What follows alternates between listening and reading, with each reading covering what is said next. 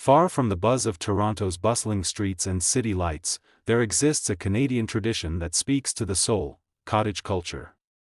In Ontario, this isn't just a weekend getaway, it's a cherished ritual, a seasonal pilgrimage rooted in generations of memory-making and a deep reverence for nature. As the last school bell rings in June and workplaces shift into summer mode, families pack their coolers, load up their cars, and head north, to Muskoka, Kawarthas, Haliburton, Georgian Bay. The drive itself hums with anticipation. Radio stations fade to static, cell signals drop away, and with each passing tree-lined kilometer, the pace of life softens. Time, here, moves differently. A lakeside cottage, whether it's a rustic log cabin built in the 40s or a modern timber frame beauty, becomes more than a structure. It's a sanctuary. Weathered wooden docks stretch out into glassy water like invitations. Hammocks sway between trees thick with pine and birch. The air smells of cedar and sunscreen. Mornings begin not with alarm clocks, but with loons calling across the lake and the gentle lapping of water against the shore. Days unfold slowly. Canoes cut silently through mist-laced mornings, the still surface reflecting a sky so clear it seems painted. Kids cannonball off the end of the dock, their laughter echoing through forests. Evenings are reserved for rituals that stitch summer into memory: fishing off the rocks, flipping burgers on the barbecue, skipping stones, and sipping something warm under a fleece as the temperature dips.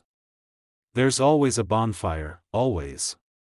Crackling flames draw family and friends into a shared circle, shadows dancing on cheeks as stories, both old and new, float into the smoke-filled sky.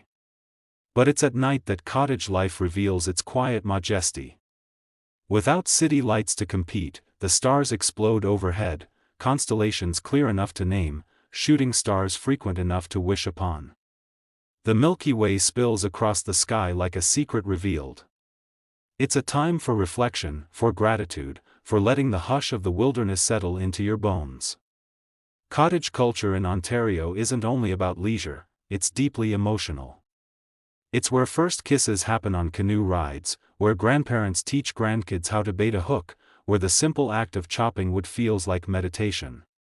Traditions are born here, not out of ceremony, but out of repetition.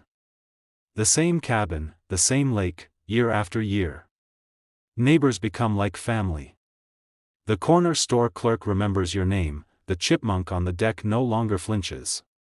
And perhaps what's most beautiful is how cottage time often dissolves age and stress. CEOs become barefoot dads stacking firewood. Teenagers swap Wi-Fi for paddleboards. Even those who arrive reluctantly often leave wondering why they didn't come sooner.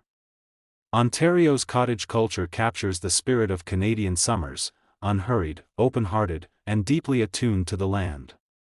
It's a place where life returns to its elements: water, fire, stars, and stories.